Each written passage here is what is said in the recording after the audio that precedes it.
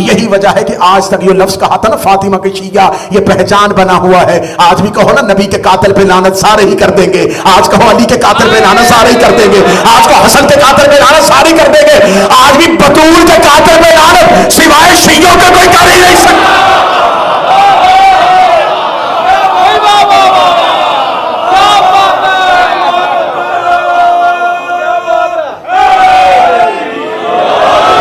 نبی کا شیعہ ہونا کمال نہیں، علی کا شیعہ ہونا بھی کمال نہیں.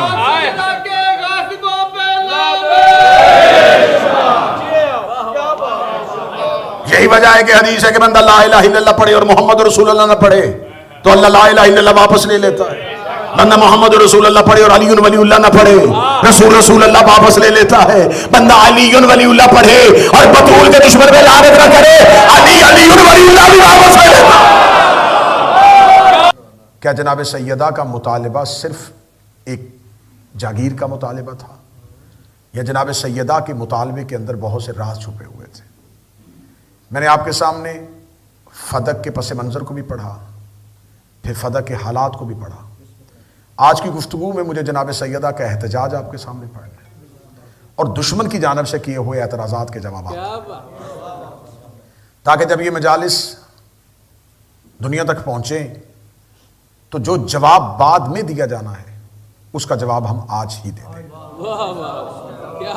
جو اس کے اندر سے بوسیدہ سوال مدت سے نکل رہے ہیں اور وہ نکلیں گے اور وہی سوال ہیں، وہی گھسے پھٹے ہوئے وہی سوالات ہیں. انہی سوالات کو پھر سامنے لایا جائے گا اور اپنے نوجوانوں کو اور اپنے بچوں کو خاموش کروانے کے لیے یہ سوالات دیے جائیں گے کہ بیٹا دیکھیں، پہلی بات یہ ہے کہ جناب سیدہ سلام اللہ علیہا کو ضرورت کیا تھی؟ وہ نبی کی شہزادی بیٹی تھی، وہ جنت کی سردار تھی، انہیں دنیا سے کوئی رغبت نہیں تھی. اور یہ شیعہ خود کہتے ہیں کہ علی فرماتے ہیں کہ میں دنیا سے نفرت کرتا ہوں اور مال دنیا علی کے نزدیک ایک بکری کے ناک سے بہتے ہوئے پانی سے بھی کمتر ہے.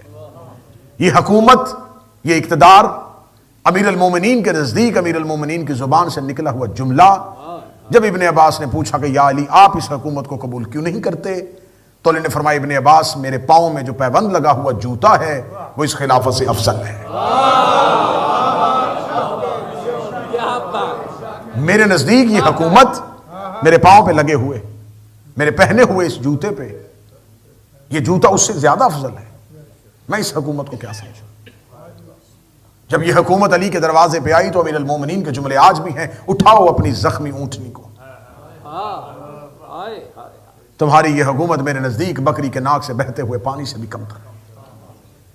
تو جب آل محمد کو، اہل بیت علیہ السلام کو دنیا کے مال سے، حکومت سے، اقتدار سے کوئی خواہش کو رغبت ہی نہیں تھی تو کیسے ہو سکتا ہے کہ دنیاوی مال کے لیے سیدہ جائیں، اس کے انکار پر سیدہ ناراض ہو جائیں؟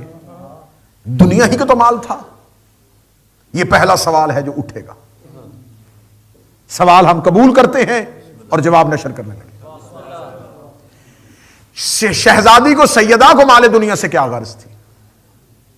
آپ ہمیں یہ بتائیں کہ اللہ نے رسول کو قرآن میں یہ بشارت دی تھی میرا حبیب ہم نے تجھے خدیجہ کا مال دے کے غنی کیا ہے. اب ہمیں بتائیں کہ رسول اللہ کو خدیجہ کے مال کی ضرورت کیا تھی؟ رسالت امام کو کیا ضرورت تھی جناب خدیجہ کا مال لیں اور اللہ قرآن میں اسے بطور احسان بتائیں ہم نے تمہیں غنی کیا ہے، ہم نے تمہیں مال خدیجہ عطا کیا. اور خود رسالت امام یہ اقرار کرے کہ میرے اسلام کے اندر جہاں نصرت ابو طالب ہے وہاں سب سے زیادہ اسلام کے پھیلنے کی وجہ مال خدیجہ ہے. محمد رسول اللہ کو ضرورت تھی تو مال خدیجہ سامنے آ گیا. اب علی ولی اللہ کو بھی ضرورت ہے کہ دنیا کے مال کے ساتھ دنیا کے مال کے حریص لوگوں کے منہ بند کیے جائیں. اب یہاں مال فاطمہ کی ضرورت تھی. اگر اللہ خدیجہ کے مال کی وجہ سے اسلام کا سر بلند کر سکتا ہے تو یہاں جناب زہرا کو اپنی ذات کے لیے مال نہیں چاہیے. یہاں پر جناب سیدہ کو یہ جو مطالبہ ہے یہ نصرت ولایت علی کے لیے ہے. میرے گھر میں بھوک بھی ہو تو میرے لیے یہ باعث ننگو آر ہے کہ میں ممبر پہ آ کے قوم کے آگے درخواست کروں کہ مجھے کچھ پیسوں کی ضرورت ہے. لیکن ادھر سے مجھے عمران کہے کہ اعلان کر دیجیے گا امام بارگاہ کو کچھ فنڈ کی ضرورت ہے, تو اب میں شرم محسوس نہیں کروں گا, کیونکہ اب یہ سوال ذات کا نہیں ہے.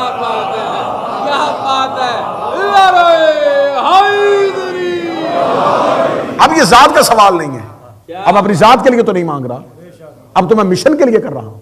سیدہ کا سوال ذات کے لیے نہیں تھا, سیدہ کا سوال اس مشن کے لیے تھا, سیدہ کا سوال اس اسلام کے لیے تھا, سیدہ کا سوال اس دین کے تحفظ کے لیے تھا. اچھا جناب, سیدہ تو عابدہ اور زاہدہ تھی, سیدہ کو ضرورت کیا تھی؟ آپ کیا سمجھتے ہیں کہ سیدہ ذاتی جاگیر لینے کے لیے گئی تھی؟ کئی دفعہ ظالم کے چہرے سے نقاب اٹھانے کے لیے بھی کوئی اقدامات کرنے پڑتے. اس کی علماء نے تیسری وجہ یہ لکھی ہے, انہوں نے کہا یہ وجہ ہے کہ حق لیا نہیں جاتا, مانگا جاتا ہے. حق کے لیے مطالبہ کرنا کوئی باعث شرم نہیں ہے. کیا بات ہے, حق ہے. کسی انسان کا کوئی مال چوری ہو جائے اور وہ خاموش ہو کے گھر بیٹھا رہے, مجھے ضرورت ہی نہیں ہے کمپلین کی, ہو سکتا ہے چور واپس کر جائے, تو جب تک وہ اپنے حق کے لیے اٹھے گا نہیں تو واپس کہاں سے ہوگا؟ اگر سیدہ اپنے حق کے لیے مطالبہ نہ کرتی تو آج سنت بنا دی جاتی, سیدہ بھی خاموش رہی تھی. یہ نبی کی بیٹی کا فعل نبی کی بیٹی کا فعل نہیں ہے, یہ اسلام میں سیرت بننا ہے. یہی وجہ ہے کہ جو نبی کی بیٹی کو حق نہیں دینا چاہتے تھے, آج تک وہ اپنی بیٹیوں کو بھی حق نہیں دے رہے. کیا بات ہے. صرف جا کے یہ پوچھے کہ نصاب میں کس کی بیٹی حق سے محروم جا رہی ہے. یہ ہے ستم زمانے کے ساتھ, یہ ہے قدرت کا انتقام. جس نے احمد کی بیٹی کو حق سے محروم رکھا تھا, آج ان کی اپنی بیٹیاں بھی حق سے محروم جا رہی ہیں. جناب سیدہ صلوات اللہ علیہا کا مطالبہ, یہ سوال کہ جی امیر المومنین جب دور اقتدار میں آ گئے تھے تو علی نے فدق واپس کیوں نہیں کیا؟ یہ سوال کسی شیعہ سکالر سے نہیں ہوا کہ میں یہ کہہ دوں یہ فلاں سے ہوا تھا. 4 اماموں سے یہ سوال ہوا اور چاروں نے بدل بدل کے جواب دیا. 4 آئمہ سے یہ سوال ہوا. پہلا سوال ابو بصیر نے امام صادق سے پوچھا تھا, مولا امیر المومنین نے اپنے دور میں فتح واپس کیوں نہیں کیا؟ مولا نے فوراً جواب دیا. مولا نے فرمایا ابو بصیر اس لیے کہ جس نے چھینا تھا ظالم بھی دنیا سے جا چکا تھا, اور جس کا حق تھا وہ مظلومہ بھی دنیا سے جا چکی تھی. ظالم حق چھیننے کے بعد اللہ کی بارگاہ میں سزا پا رہا تھا, اور مظلومہ اپنا حق غصب کروانے کے بعد اللہ کی بارگاہ میں اجر پا رہی تھی. علی وہ حق واپس چھین کے نہ ظالم کی سزا میں کمی دینا چاہتے تھے اور نہ مظلومہ کے اجر میں کمی دیکھنا چاہتے تھے, کیونکہ ظالم بھی اللہ کے پاس جا چکا ہے اور مظلومہ بھی اللہ کے پاس جا چکا ہے. کیا بات. دوسرا سوال ہوا 7ویں امام سے. اسے پوچھا کہ مولا امیر المومنین نے اپنے دور میں آ کے فتح واپس کیوں نہیں کیا؟ 7ویں امام مسکرائے اور مسکرا کے فرمانے لگے, ہم, اور یہ لفظ امام کے ہیں, ہم اہل بیت کے ہاں یہ شعار پایا جاتا ہے, جو چیز ہم سے ظلمن چھین لی جائے ہم اس پہ تصرف اس لیے نہیں کرتے کہ ظالم کی سزا میں کمی نہ ہو جائے. ظلمن چھینے جانے والی چیز کو ہم دوبارہ دسترس میں اس لیے نہیں لے کے آتے تاکہ ظالم کی سزا میں کمی نہ ہو. 7ویں امام نے پھر اس کی مثال دی. فرمایا جب رسول اللہ مکہ سے ہجرت کر کے مدینہ آ گئے تھے تو ان کے آبائی مکان پہ قبضہ ہو گیا تھا. جب رسول دوبارہ مکہ میں گئے تو پتہ چلا کہ میرا وہ آبائی گھر جو میرے باپ دادا کا تھا اس پر قبضہ ہو گیا ہے. تو لوگوں نے کہا یا رسول اللہ آپ کا گھر واپس لے کے دیں. فرمایا کس کے قبضے میں ہے؟ فرمایا ابو لہب کے. فرمایا میں اس کی سزا میں کمی نہیں ہونے دوں گا. وہ قیامت کو بھی اٹھے گا تو غاصب رسول ہو کے اٹھے گا. نبی نے یہ بتا دیا تھا کہ جو معصوم کے حق میں غاصب ہو جائے پھر قیامت والے دن بھی وہ اپنے نماز اور اپنے روزے کی وجہ سے نہیں اٹھے گا, وہ اپنے اسی جرم کی وجہ سے اٹھے گا. یہی وجہ ہے کہ سیدہ کا مال کھایا گیا, علی نے دوبارہ اس لیے واپس نہیں لیا کہ جب قیامت والے دن اٹھے تو اپنے کسی اور سٹیٹس کے ساتھ نہ اٹھے, غاصب زہرا کے نام کے ساتھ اٹھے. اب یہ اٹھے گا بھی تو غاصب سیدہ کے عنوان کے ساتھ اٹھا. پھر ایک سوال ہوا میرے 8ویں شہنشاہ سے, پھر محفل میں سوال ہوا. یہ جتنے جواب میں دے رہا ہوں یہ آئمہ کے دیے ہوئے جواب. مولا امیر المومنین نے اپنے دور میں فتح واپس کیوں نہیں لیا؟ تو 8ویں امام نے جس کا جواب دیا, اور کتنا بہترین جواب ہے. امام فرماتے ہیں کہ ہم اللہ کی طرف سے تمہارے اوپر ولی ہیں اور ہمارا اللہ ولی ہے. توجہ رکھیے گا صاحبان, جواب امام سنیے گا. ہم تمہارے اوپر ولی ہیں, اللہ ہمارے اوپر ولی ہے. ہماری ولایت یہ حق رکھتی ہے اور یہ تقاضا کرتی ہے جب امت سے کچھ چھینا جائے تو ہم تمہارے ولی ہو کر تمہیں تمہارا حق لے کے دیں. اگر تم سے کچھ چھینا جائے گا تم ہم سے شکایت کرو گے, ہمارا ولی ہونے کی حیثیت سے حق بنتا ہے ہم تمہارا حق تمہیں واپس لے کے دیں. اور جب کوئی ہم سے حق چھینے گا پھر ہم خود نہیں لیں گے, پھر اللہ ہمارا حق چھینے گا اور اللہ ہمارا حق ہمیں واپس لے کے دے گا. اس کا مطلب جس نے زہرا سے حق چھینا ہے وہ زہرا کا مجرم نہیں ہے, وہ اللہ کا مجرم ہے. کیا بات ہے, کیا بات ہے.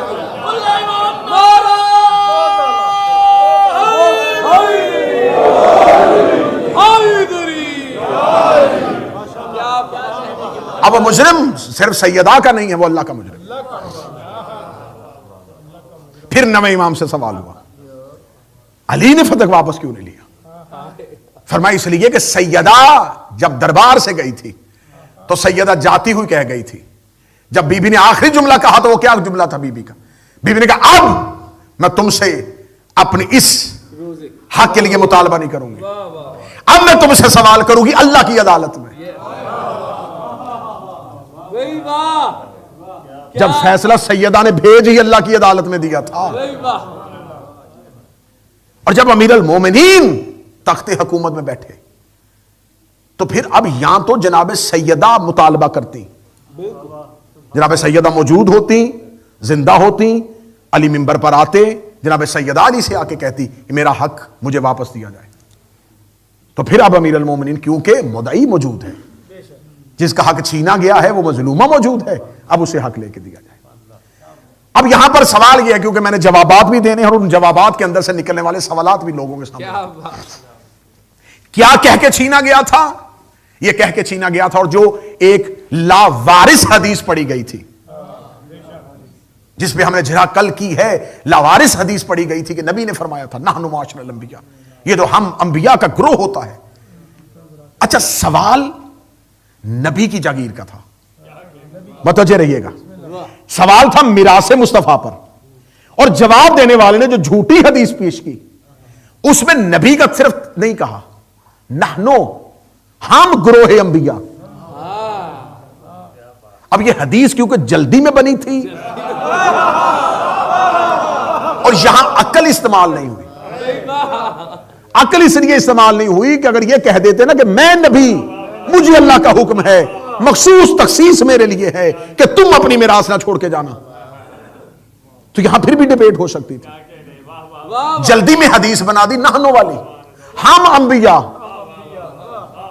اس کا مطلب یہ حدیث کس نے کہی؟ ایک لمحے کے لیے مان لو حدیث کہی ہے, کس نے کہی ہے؟ نبی نے. اس کا مطلب نبی نے کیا کہا کہ ہم جتنے بھی نبی ہیں ہم کچھ بھی میراث نہیں چھوڑ کے جاتے. یہ میرا سوال بریڈ فورڈ میں ہے اور پھر پوری دنیا میں جائے گا. مجھے ایک ایسا نبی بتاؤ جس کے جانے کے بعد اس کی میراث امت میں تقسیم ہوئی ہو. آپ میری تائید کریں گے تو میں سوال آگے پہنچا سکتا ہوں. آپ مجھے بتائیں کہ حضرت موسیٰ کے جانے کے بعد حضرت موسیٰ کا عصا کسی امتی نے لے لیا تھا, تابوت سکینہ امت میں تقسیم ہو گیا تھا, داؤد نبی کے گھوڑے امت نے آپس میں بانٹ لیے تھے, سلیمان کا تخت بعد میں صحابیوں نے تقسیم کر لیا تھا. جب کسی نبی کے جانے کے بعد اس کی میراث امت کے پاس نہیں آئی تو پھر یہ حدیث تو نحنو بھی آ کے غلط ہو گئی. جب ہر نبی جانے کے بعد اپنی اولاد کو میراث دے کے گیا ہے تو پھر یہ جو حدیث کہی کہ ہم گروہ انبیاء, اس کی مثال پیچھے تو کہیں نہیں مل رہی. اچھا تو اب اگر یہ حدیث نافذ کر ہی دی تھی کہ نبی نے کہا ہے کہ ہم جو چھوڑ کے جاتے ہیں وہ میراث ہماری اولاد کو نہیں ملتی, یہ امت کا حق ہوتی ہے، پھر مجھے مولویوں کے سر پہ قرآن رکھ کے بتاؤ کہ فدق امت میں کس دور میں تقسیم ہوا تھا؟ فدق امت میں کب تقسیم ہوا تھا؟ باقاعدہ طور پر دربار خلافت میں آیا ہو کہ دیکھو میں نے نبی کی حدیث پیش کر کے یہ جاگیر لے لی ہے، اب آئے ساری امت ہم اسے تقسیم کریں۔ پہلے خلیفہ کے دور میں تقسیم نہیں ہوا، دوسرے خلیفہ کے دور میں تقسیم نہیں ہوا، پھر آپ کی خلافت تیسرے نمبر پر گئی، تیسرے نمبر والا خلیفہ جاتا ہوا اپنے داماد کے نام لکھ کے چلا گیا، جب اس نے تیسرے نمبر والے نے مروان کو دے دیا، وہ دھتکارا ہوا رسول کا، وہ جسے رسول نے اپنے اس کے باپ سمیت شہر سے نکالا تھا، اس کو لکھ کے جاگیر دے دی، لکھ کے دی، مہر کے ساتھ دی۔ اس کا مطلب پہلے نے یہ کہہ کے چھینی تھی کہ یہ امت کا حق ہے، تیسرے نے داماد کو دے دی، اب دونوں میں سے ایک ہی بات مانی، یا پہلا غلط تھا یا پھر تیسرے کا فیصلہ غلط ہے۔ اگر پہلا یہ کہہ کے چھین رہا ہے کہ یہ صرف امت کا ہے تو پھر تیسرا داماد کو کیوں دے رہا ہے؟ اگر اس کے آوارہ داماد کو مل سکتی ہے،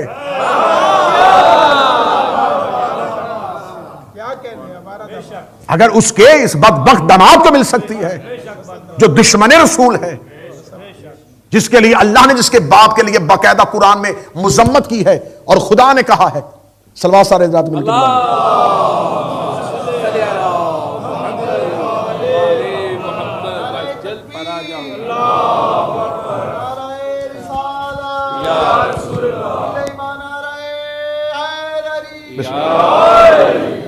جس کے لیے باقاعدہ طور پر خدا نے قرآن میں مذمت کی ہے، اور نبی اس کو شہر سے نکال رہے ہیں، اور نبی یہ کہہ کہ جو بھی آئے گا اس کو مزید باہر نکال۔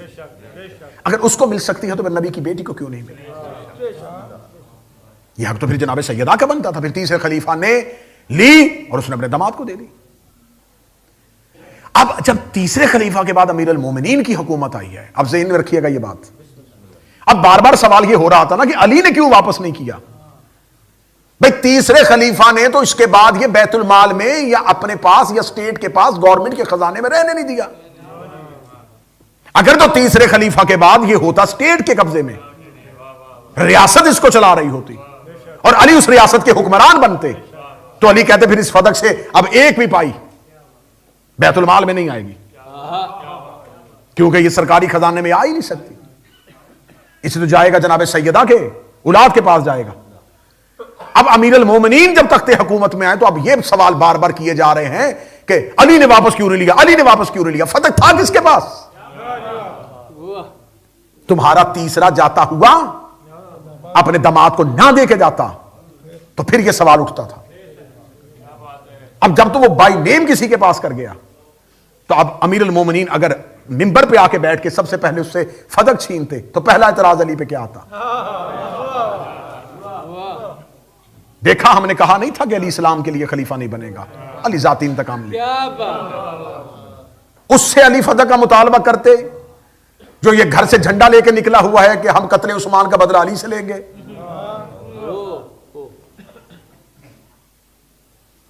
پھر اگلا اعتراض یہ ہوتا ہے کہ نہیں، سوال ہی پیدا نہیں ہوتا، چھوٹا سا تو باغ تھا، چھوٹی سی جاگیر تھی، شیعوں نے اتنا بڑا مسئلہ بنا لیا۔ پچھلے دنوں میں ایک مولوی کی سن رہا تھا کلپ، وہ کہتا چھوٹا سا باغ تھا، شیعوں نے بہت بڑا مسئلہ بنا لیا، چھوٹا سا باغ تھا، شیعوں نے بہت بڑا مسئلہ بنا دیا، چھوٹا سا باغ تھا، شیعوں نے بڑا مسئلہ بنا دیا۔ اور اس نے کہا 11 کھجوریں تھیں، میں خود گیا تھا، میں دیکھ کے آیا ہوں مدینے میں، 11 کھجوریں تھیں، چھوٹا سا باغ تھا، شیعوں نے بڑا مسئلہ بنا دیا۔ اس مولوی کا جواب بریڈ فورڈ سے جا رہا ہے، یہ سوال نہ کر کے چھوٹا سا باغ تھا، شیعوں نے اتنا بڑا مسئلہ بنا دیا، سوال یہ ہے چھوٹا سا باغ تھا، تیرے بڑے سے خلیفہ نے واپس کیوں نہیں کیا؟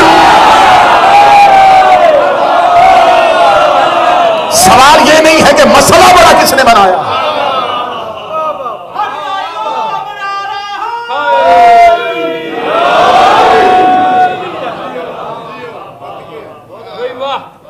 سوال یہ نہیں ہے کہ چھوٹا سا باغ تھا، شیعوں نے بڑا مسئلہ بنا دیا، سوال یہ ہے چھوٹا سا باغ تھا، بڑے سے خلیفہ نے واپس کر دینا۔ اس نے چھوٹے سے باغ کو اتنا بڑا مسئلہ کیوں بنایا؟ اس چھوٹے سے باغ کے لیے اتنا بڑا مسئلہ بنا دیا۔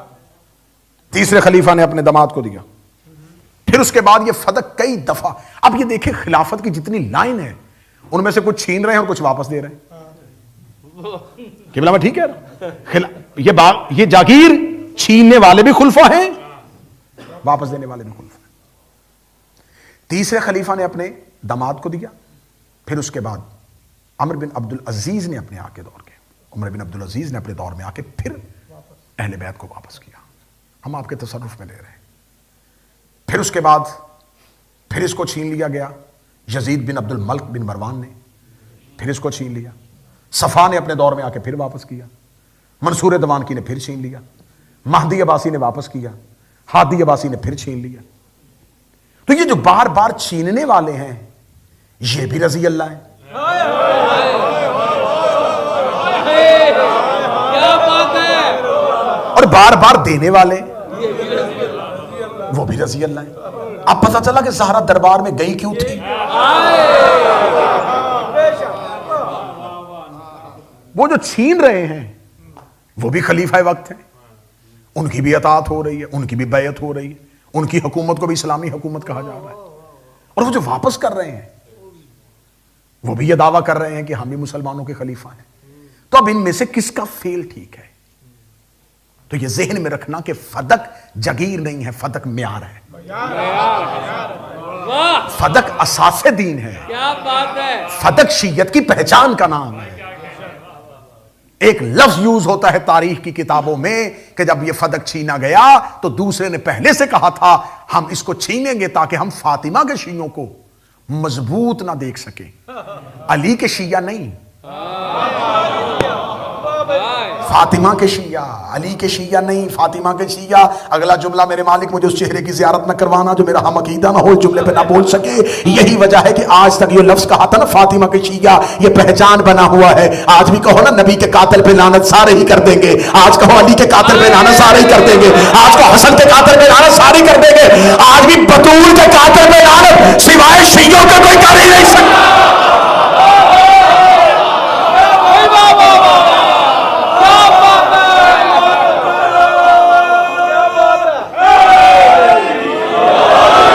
نبی کا شیعہ ہونا کمال نہیں، علی کا شیعہ ہونا بھی کمال نہیں۔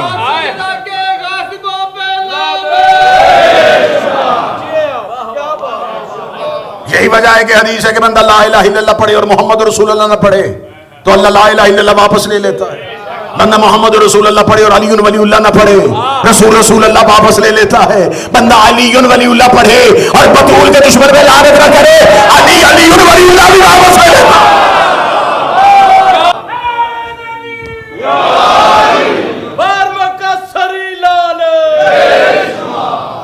یہی وجہ ہے کہ جناب سیدہ کے دشمن پہ تبرہ کرنے کی جتنی فضیلت والی حدیثیں ہیں۔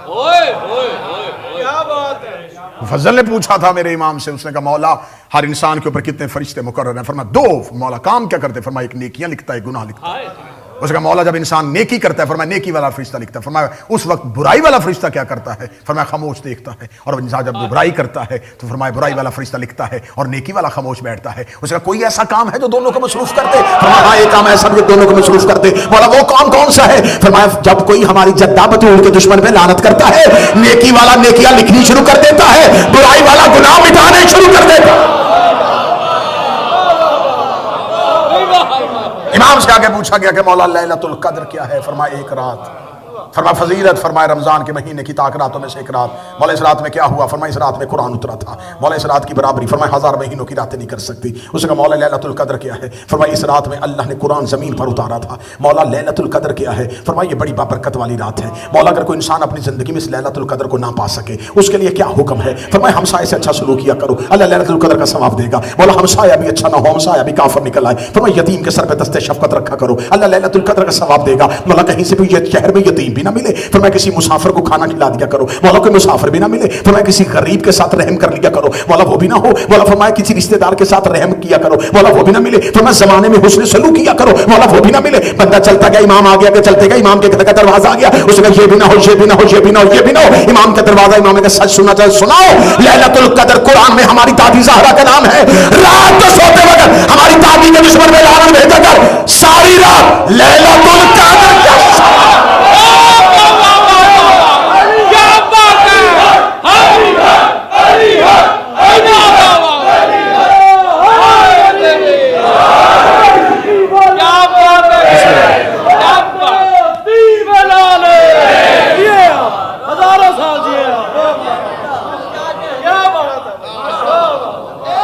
خالد اور دین پہ لانا ہے، پوری دین پہ لانا ہے، استاد موٹی علی پہ لانا ہے۔ بہت اعلیٰ کلے امام ناطق قرآن علی پاک حق امام نعرہ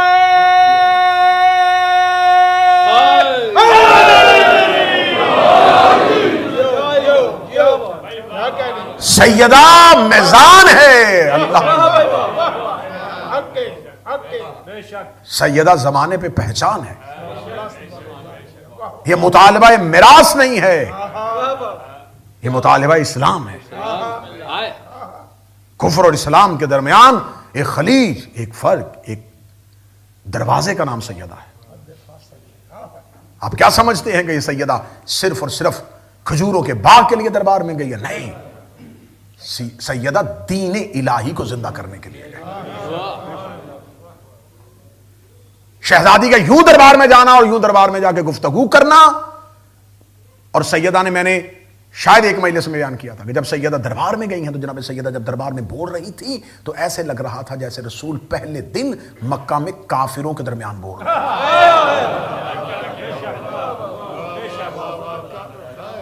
میں نے سیدہ کا جو خطبہ ہے، میری کوشش ہے کہ میں تھوڑا سا خطبے کے کچھ حصے پڑھوں، باقی میں نے اس کو اردو پی ڈی ایف میں اور انگلش پی ڈی ایف میں دونوں میں عمران بھائی کو دے دیا ہے۔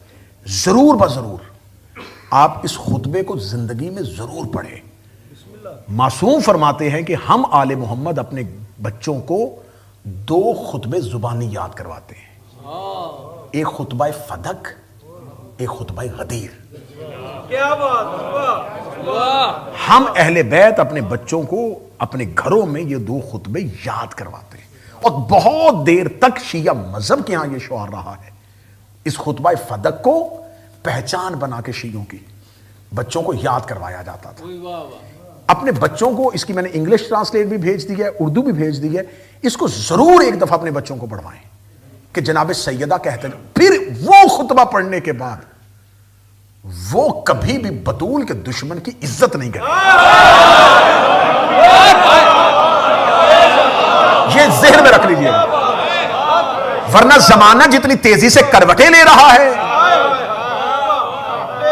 جتنی شدت سے امن کے بھکاری اہل بیت کے دروازے سے لوگوں کو خواری کروا رہے ہیں، نہیں نہیں ہمیں کیا ضرورت ہے، بس بس بس ٹھیک ہے، بس جو اچھا تھا جو برا تھا وہ ہو گیا، بس اب چھوڑ دیں۔ یہ شیعہ عقیدہ ہی نہیں ہے۔ جس نے آسانیوں سے علی لینا ہے وہ کہیں اور چلا جائے۔ علی جمعرات والا پیر نہیں ہے،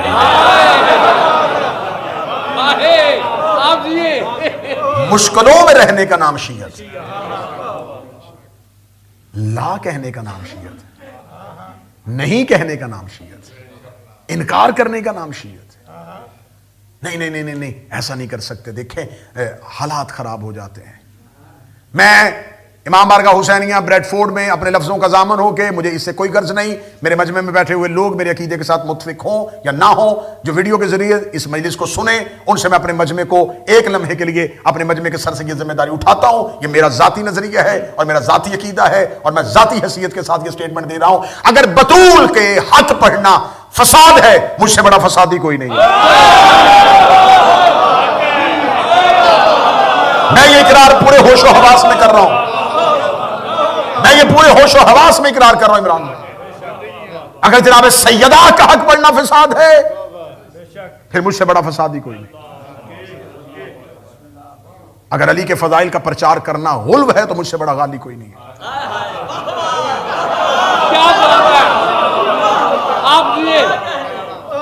اگر اہل بیت کے حق میں دفاع ہونے کا نام کسی ایجنسی کا ایجنٹ ہونا ہے تو پھر میں اس ایجنسی کی بغیر تنخواہ کے نوکری کروں گا جو ہمیں اہل بیت کے حق کے لیے کہہ رہی ہے۔ کیا بات ہے، کیا بات ہے قبلہ، کیا بات ہے بھئی مجھے تو میں تو اس ایجنسی کی بغیر تنخواہ کے نوکری کروں جو ہمیں کہہ کے ممبروں پہ جا کے علی پڑھو۔ کن ممبروں سے ہمیں علی پڑھنے کے لیے روکا جا رہا ہے؟ جناب سیدہ کا حق ابن ابی الحدید نے اپنے استاد سے پوچھا ہے مدرسہ غربیہ بغداد میں بیٹھے ہوئے. اس نے کہا, اب اس نے اپنی اہل سنت ہے, معتزلی ہے, اس نے لکھا ہے اپنی شرح نہج البلاغہ میں, اس نے کہا میں نے اپنے استاد سے پوچھا جب بیٹھے ہوئے تھے تنہائی میں, میں نے کہا استاد محترم آپ کے میرے سوا کوئی نہیں بیٹھا, مجھے صرف اتنا بتائیں زہرا حق پہ تھی؟ میں فضائل پڑھ رہا ہوں. اس نے کہا ہاں سیدہ حق پہ تھی. اس نے کہا مسئلہ قضیہ فتق میں خلیفہ حق پہ تھا یا فاطمہ بنت محمد؟ استاد نے ایک لمحے کے لیے ابی الحدید کہتا مجھے دیکھا اور کہنے لگا فاطمہ بنت محمد. اس نے کہا پھر خلیفہ نے حق کیوں نہیں دیا؟ ایک لمحے کے لیے ٹھنڈی سانس بھر کے ابی الحدید کہتا میرے استاد نے کہا اگر وہ حق دے دیتا سیدہ اگلے دن علی کی خلافت لینے آ جاتی, کیونکہ زہرا کا سوال صرف جاگیر کا سوال نہیں تھا, استحقاق کا سوال تھا. اگر وہ استحقاق ہی تسلیم کر جاتا, اہل بیت کے رائٹس ہی مان جاتا, تو پھر پہلا حق یہ تھا کہ اگر تم نے اہل بیت کے حقوق مان لیے تو پھر علی کا حق کہاں ہے؟ اس نے کہا یہ سوال زہرا صرف جاگیر فدق نہیں تھا, یہ خلافت علی کا سوال تھا. اس لیے انہوں نے پہلے ہی لمحے پر سوال کو فراموش کر دیا تاکہ یہ اگلا سوال خلافت علی کا نہ آ سکے. اس کی ایک دلیل میرے پاس موجود ہے. میرا سلام ہے اس استاد کو جس نے اپنے شاگرد کے سامنے یہ حق گوئی کی. اس کا مجھے جواب تاریخ میں ایک جگہ پہ ملا جب ہارون رشید نے امام سے پوچھا 7ویں شہنشاہ سے, اسے اگر میں فتق واپس کرنا چاہوں, اگر میں کرنا چاہوں, میں کر تو نہیں رہا, اگر میں کرنا چاہوں تو مجھے بتا سکتے ہو؟ 7ویں امام موسی کاظم سے پوچھا کہ فدق کا رقبہ کتنا ہے؟ امام نے کہا تو نہیں دے سکتا. حدیث کی جو بھی کتاب اٹھاؤ گے اس میں لکھا اسے کہ میں دوں گا اگر آپ مجھے رقبہ بتا دیں. امام نے کہا سن, اس کی پہلی حد سمرقند, ایک افریقہ, ایک بحر خضر اور ایک مکہ. اس نے دیکھ کے کہا میں نے فدق پوچھا ہے, یہ آپ نے میری حکومت کا رقبہ بتایا ہے. نہ سنیے گا, یہ میری حکومت کا رقبہ ہے. اتنی جگہ جو آپ نے بتائی اس میں اسلامی حکومت ہے میری قائم. میں فدق پوچھ رہا ہوں, آپ حکومت کا رقبہ بتا رہے ہیں. امام نے کہا اصل مطالبہ فدق ہی نہیں تھا, حکومت ہے تیری. اس کا میری اسلامی حکومت کا فدق کے ساتھ کیا تعلق؟ امام نے کہا بھول گیا جس نے چھینا تھا اسے یہ کہہ کے چھینا تھا. ہمیں فدق اس لیے چاہیے کہ ہمیں اپنے مجاہدین کو تنخواہیں دینی ہے, ہمیں جنگی اسلحہ خریدنا ہے, ہمیں لشکر بنانے ہیں. اس کا مطلب تم نے فدق ہم سے چھینا, اس سے گھوڑے خریدے, اس سے تلواریں خریدی, اس سے مجاہدوں کو تنخواہیں دی. پھر وہ مجاہد جہاں گئے, جو رقبہ اسلام میں آتا گیا وہ تیری حکومت میں نہیں آیا, ہماری جاگیر میں آیا.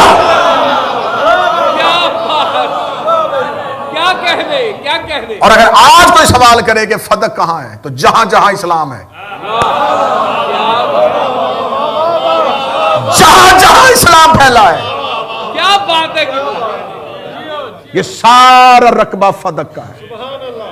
یہی وجہ ہے کہ جب زہرا کا بیٹا آئے گا وہ صرف مدینے میں حکمرانی نہیں کرے گا,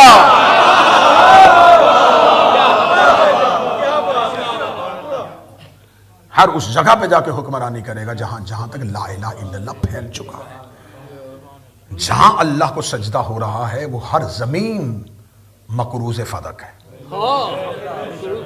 کیا بات ہے, کیا بات ہے, مقروض فدق ہے ہر وہ جگہ جہاں جہاں تک آج اللہ کا سجدہ ہو رہا ہے. جناب سیدہ جب دربار میں آئی ہیں تو سیدہ نے دربار میں آ کے ایسے گفتگو کی جیسے بچوں کو اسلام بتایا جاتا ہے. سیدہ نے پہلے اللہ ان کے درمیان ایسے پڑھا, ایسے اللہ پڑھا اس کے درمیان. میں لے کے آیا تھا خطبہ, میرا دل تھا کہ میں اس خطبے کو مکمل پڑھوں لیکن تفصیلی خطبہ ہے, میں نے اس لیے ان کو کر دیا کہ اگر آپ چاہیں تو ان سے ضرور وصول کیجئے گا, اور ضرور وصول کیجئے گا, ضرور اس کو زندگی میں ایک بار پڑھیے گا. جناب سیدہ نے آ کے ان کے سامنے اللہ ایسے پڑھا جیسے یہ اللہ سے واقف ہی نہیں ہے. خطبے کے 4 حصے ہیں. پہلا حصہ اللہ پڑھا گیا, توحید پڑھی گئی, توحید کی صفات پڑھی گئی, اللہ کی ذات پڑھی گئی, اللہ کی صفات پہ سیدہ نے ایسے بات کی, مجمع خاموش.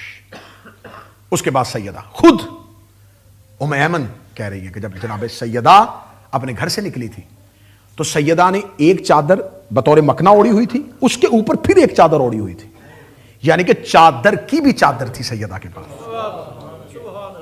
جو کسائے سیدہ تھی اس کے اوپر بھی ایک چادر تھی، اور کنیزیں کہتی ہیں کہ سیدہ کی چادر جو ہے وہ زمین پہ ایسے خط کر رہی تھی کہ پاؤں کے نشان بھی چادر مٹا رہی تھی۔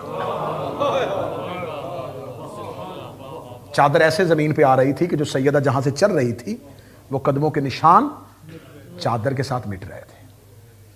سیدہ آئیں، سیدہ نے آ کے پہلے، میں فضائل ابھی پڑھ رہا ہوں، سیدہ نے پہلے آ کے ایک ٹھنڈی آہ بھری۔ یہ آہ مظلوم کی آہ تھی۔ سیدہ کی آہ میں اتنا اثر تھا، پوری مسجد سے رونے کی آوازیں بلند ہوئی۔ سیدہ اتنے مظلومانہ طریقے سے سیدہ نے پہلی آہ بھری، ایک سسکی لی سیدہ نے، پھر اس کے بعد سیدہ نے اپنے آپ کو صبر کیا، صبر کر کے گفتگو شروع کی، اللہ کی وحدانیت پڑھنی شروع کی۔ اللہ کی وحدانیت پڑھنے کے بعد سیدہ نے کہا سمیں میں بتاؤں، اللہ نے ایمان کے ذریعے تمہارے دلوں کو شرک سے پاک کیا۔ بی بی علتیں بتا رہی ہے، وجہ بتا رہی ہے، دین کی چیزوں کے واجب ہونے کی علتیں زہرا بیان کر رہی ہے، جبکہ یہ حق تھا تخت پہ بیٹھا خلیفہ بتاتا کہ دین کیا ہے۔ میں ممبر پہ ذکر کر رہا ہوں اور مجھے مجمع سے ادھر سے کوئی ایک بچہ اٹھے اور وہ کہے رکیے پہلے میں آپ کو بتاتا ہوں کہ ممبر کا حق کیا ہے، تو اس بچے کے علم کو دیکھنے سے پہلے لوگ میری نفی کو دیکھیں گے کہ یہ ایک بچہ اسے خاموش کروا رہا ہے اور وہ بتا رہا ہے کہ میں تجھے بتاتا ہوں، رک جا، مجلس کیسے پڑھتے ہیں۔ اچھا وہ بیٹھا ہوا ہے خلیفہ رسول ہونے کی حیثیت سے، اور زہرا کہہ رہی رک میں تجھے بتاتی ہوں دین کیا ہے۔ یہ جنگ نہیں ہے تو اور کیا ہے؟ سیدہ کہتی میں تمہیں بتاتی ہوں کہ اللہ نے ایمان کے ذریعے دلوں کو شرک سے پاک کیا۔ اللہ نے نماز کو اس لیے واجب کیا تاکہ تکبر کا خاتمہ ہو سکے۔ اللہ نے روزے کو اس لیے واجب کیا۔ اب میں جب سیدہ کا یہ خطبہ پڑھوں تو میں نے کہا تھا کہ اس خطبے کی میں کوشش کرتا تھا کہ پوری شرح اگلی کسی نہ کسی مجلس میں ضرور پڑھوں گا، میرا بڑا جی چاہتا ہے کہ میں سیدہ کے اس خطبے کی ایک ایک شرح پڑھوں۔ سیدہ یہ نہیں بتا رہی کہ ہم نے نماز کیوں پڑھی، سید یہ بتا رہی کہ اللہ نے واجب کیوں کی۔ اچھا یہ کس کو پتا ہے کہ اس نے کیوں واجب کی؟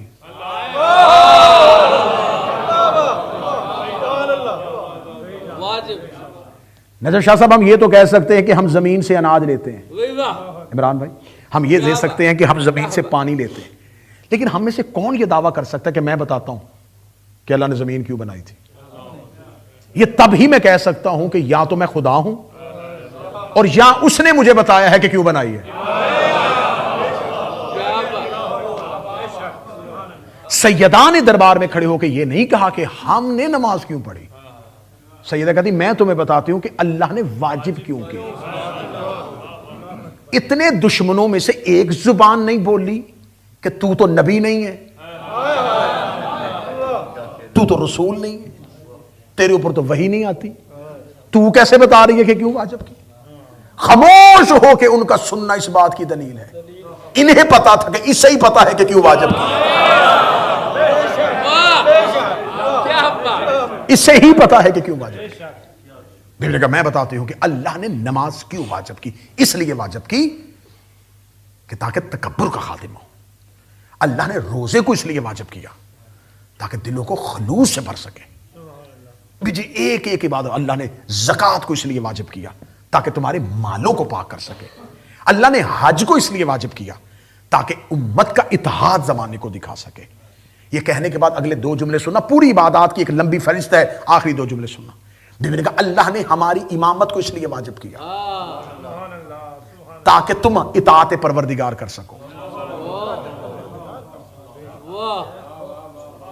اللہ نے ہماری اطاعت کو اس لیے واجب کیا تاکہ امت میں نظام آ سکے۔ بی بی نے دربار میں کھڑے ہو کے بتایا کہ ہماری امامت بھی واجب ہے، ہماری اطاعت بھی واجب ہے، بی بی جب دربار میں کھڑی بول رہی تھی سب خاموش سن رہے تھے، اور بی بی دربار میں خطبہ دیتے ہوئے کہہ رہی تھی ہماری امامت بھی واجب ہے، ہماری اطاعت بھی واجب ہے، یعنی علی ولی اللہ بھی واجب ہے اور ہماری بات کی اطاعت بھی واجب ہے۔ تھوڑی دیر کے بعد اسی بی بی نے کہا تھا جس نے کہا ہماری اطاعت واجب ہے اور ہماری امامت واجب ہے، جس کی اطاعت واجب تھی وہ کہہ رہی تھی فتح میرا ہے، اور جس کی امامت واجب تھی وہ گواہی دے رہا تھا فتح کس کا ہے۔ امت نے خطبہ سنا ہے لیکن آزار محمد کے واجب کو نہ مانا۔ بی بی نے یہ کہہ کے زمانے کو بتا دیا کہ تم نے ہماری امامت دیکھی ہے مانی نہیں ہے، تم نے ہماری اطاعت سنی ہے مانی نہیں۔ کیا کہا بی بی نے؟ ایمان کو اس لیے بھیجا تھا کہ شرک سے پاک ہو۔ آج کوئی بندہ مجھے کوئی مولوی سر پہ قرآن رکھ کے میری اس تقریر کے بعد جواب ریکارڈ کروائے کہ نہیں نہیں سیدہ کی یہ تعویل معاذ اللہ غلط تھی، سب کہیں گے ہاں ہاں یہی ہے، شرک سے پاک کیا، تکبر کے خاتمے کے لیے نماز، خلوص کے لیے روزہ، مال کی پاکیزگی کے لیے زکوٰۃ، امت کے اتحاد کا نام حج۔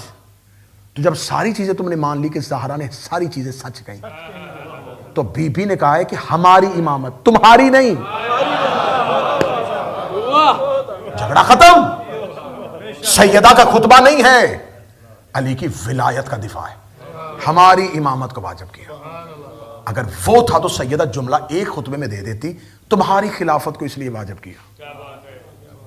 بی بی نے کہا ہماری امامت کو واجب کیا، یعنی کہ امامت ہماری حق ہے، اطاعت بھی ہماری حق ہے۔ یہ کہنے کے بعد بی بی نے پھر جب اپنے گھر کا تعارف کروا دیا، اللہ کی عبادات کے واجب ہونے کی علتیں بیان کر دی، نبیوں کی بعثت اور رسالت کے مقصد کو بیان کر دیا، مولا امیر المومنین کے فضائل پڑھ دیے کہ میرے شوہر نے اسلام کے لیے کیا کیا کیا، میرے خاندان نے اسلام کے لیے کیا کیا کیا۔ یہاں پہلے بی بی نے پروردگار کا تعارف کروایا، نبیوں کا تعارف کروایا، اپنے بابا کا تعارف کروایا، اپنے شوہر کا تعارف کروایا، دین کی علتیں بتانے کے بعد اب بی بی نے دربار میں ایک نگاہ دوڑائی، نگاہ دوڑا کے بی بی کا جملہ نہ ہو میں زبان کاٹ دوں، آئندہ ممبر پہ نہ ہو۔ بی بی نے کہا اے عرب کے گندے جوہڑوں سے پانی پینے والوں کی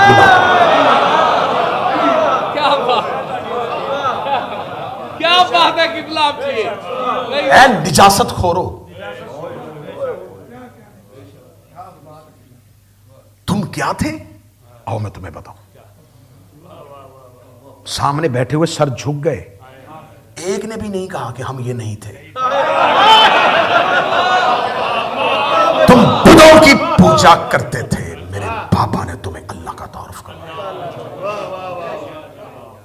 امیر المومنین یہ کھڑے، ایسے کون علی پڑھے گا؟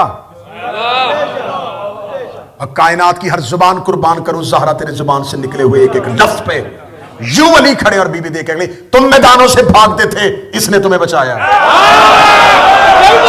یہ جملے خطبے میں موجود ہیں کہ میدانوں میں پیٹ دکھا کے بھاگتے تھے، ہر کافر کی حلق میں ہاتھ اس نے ڈالا، یہ موت سے کھیل کھیل کے تمہیں زندگیاں دیتا رہا۔ کون پڑھے گا ایسے علی؟ کون پڑھے گا ایسے علی ولی اللہ؟ کیا بات ہے قبلہ آپ کی۔ یوں امیر المومنین کو کھڑا کر کے بی بی نے علی کا تعارف، اس نے تمہاری، اس کی تلوار نے تمہیں یہ دیا، تم اپنے اونٹوں کے کوہانوں میں گردنیں دے کے بیٹھے ہوئے تھے، اس نے تمہیں فخر سے سر اٹھا کے چلنا سکھایا۔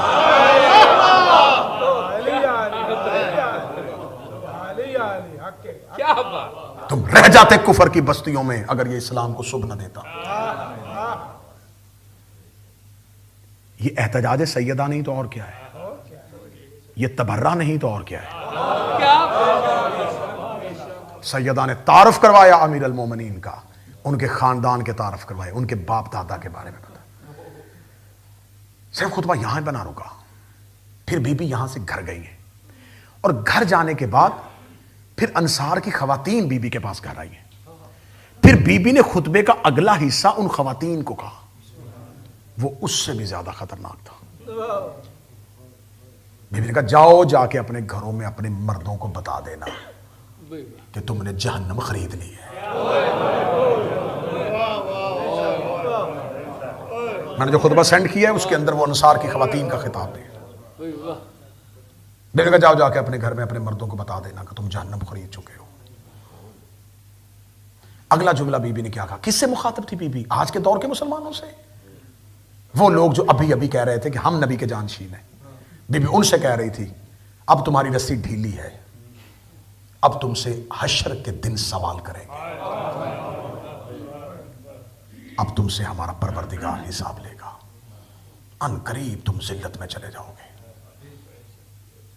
اور وہ زہرا ما کانا ما یکونا، جو جانتی تھی جو ہو چکا اور جو یہ بھی جانتی ہے جو ہوگا، وہ کہہ رہی ہے کہ اب تمہارے لیے اس دنیا میں کہیں بھی امان نہیں ہے.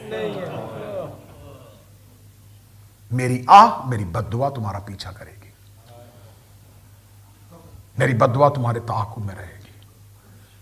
انصار کی خواتین روتی ہوئی گھر سے نکلی زہرا کے کہ زہرا نے ہمارے لیے چھوڑا ہی کچھ نہیں، اس نے ہمیں جہنم کا ایندھن بنا دیا. خاموش ہو گئی زہرا کی آواز مدینے میں. سیدہ صرف ایک دربار میں نہیں گئی، میں ممبر پہ ہوں، میں تمہارے سامنے ہوں، میں حوالے لے کے بیٹھا ہوں، جس نے پوچھنا ابھی پوچھ لو تو میں سیدہ کا واسطہ. مولا امیر المومنین سے کہتی یا علی سواری کا انتظام کریں. علی سواری لے کے زہرا کے دروازے پہ آتے، سیدہ سواری پہ بیٹھتی، علی ناکا کی مہار پکڑتے، علی سر جھکا کے کہتے فاطمہ کہاں جانا ہے؟ کہتی ہر دروازے پہ جاؤ، ہر دروازے پہ جاؤ. گردن جھکا کے ناکا کی مہار پکڑے ہوئے کائنات کا سب سے بڑا صابر علی،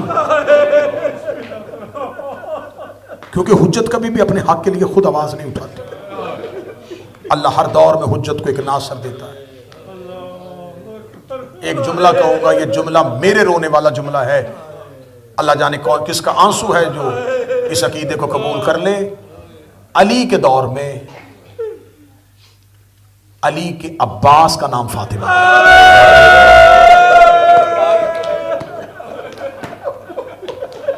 علی بشکل حسین اور سیدہ بشکل عباس.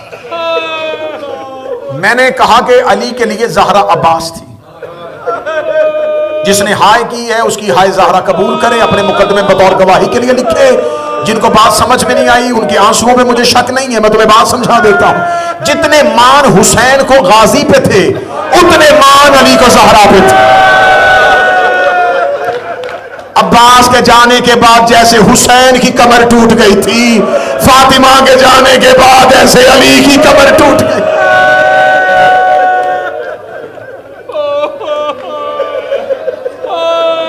مردوں میں علم برآمد ہوگا، مستورات میں زہرا کا جنازہ.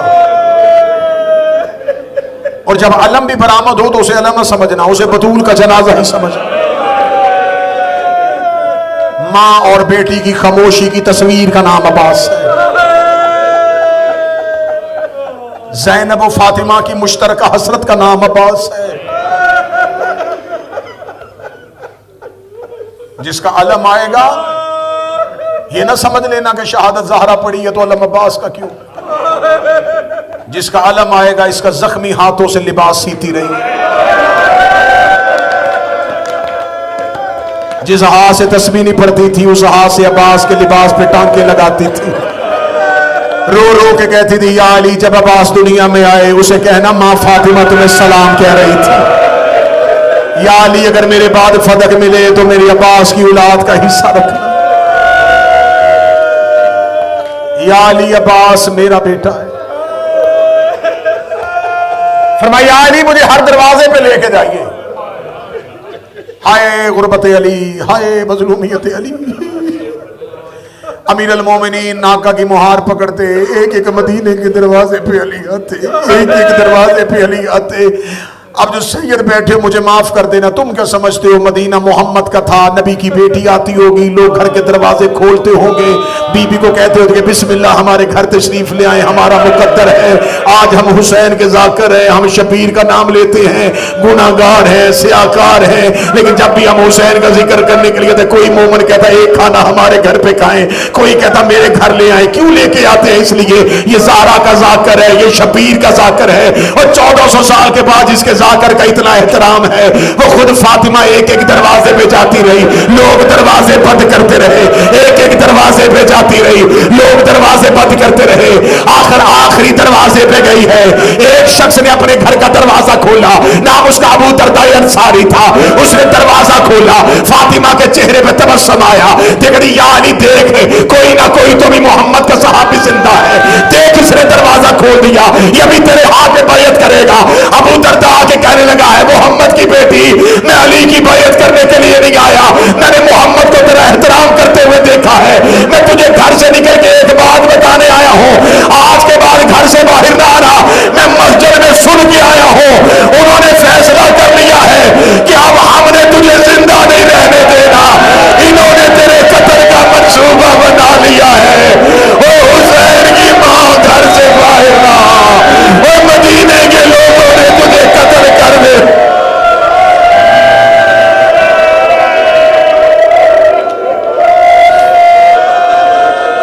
بی بی گھر سے باہر نہ آیا کر،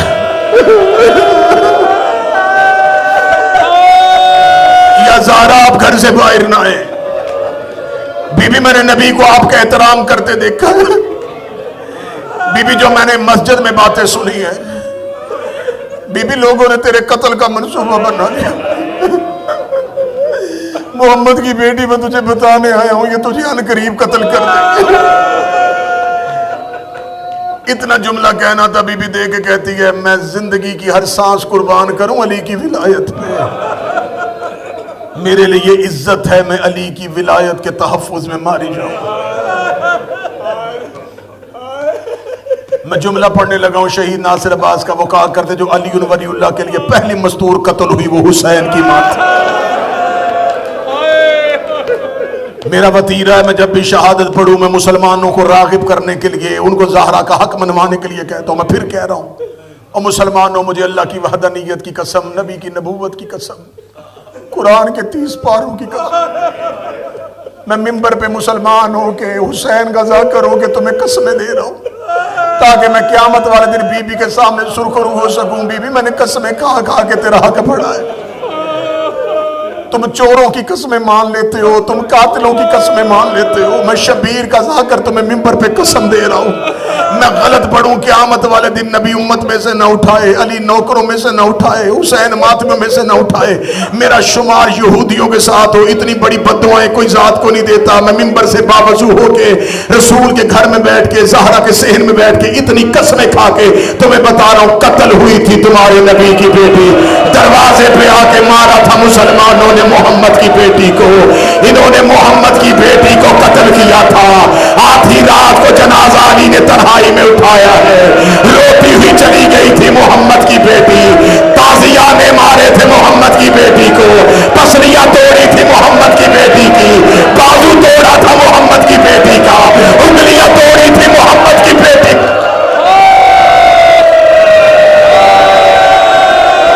ہم سے پوچھتے ہو شیعہ روتے کیوں؟ سر پہ قرآن رکھ کے بتاؤ، لوگ بیٹوں کے تماچے برداشت کر لیتے ہیں، کوئی اپنی ماں کا تماچا برداشت نہیں کرتا۔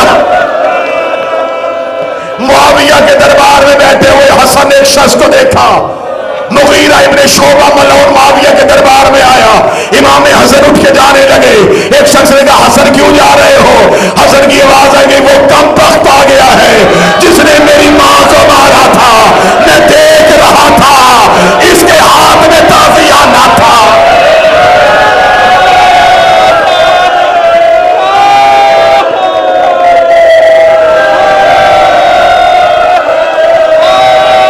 تمہیں کیا بتاؤں اہل بیت نے کتنی مظلومیت سہی، جا آ کے امیر المومنین کو گھر میں آ کے بتایا تھا سلمان نے، یا علی مجھے دربار سے خبر ملی ہے انہوں نے ایک شخص کا وظیفہ بڑا بڑھا دیا ہے۔ علی کی آواز ہے کس کا وظیفہ بڑھا ہے؟ اس نے کہا کن فس کا۔ امیر المومنین کی چیخ نکلی، رو کے کہنے کے وظیفہ نہیں بڑھایا، یہ تازیانوں کی قیمت دے رہے ہیں۔ جس نے محمد کی بیٹی کو جتنا مارا تھا اتنا اسے نوازا گیا۔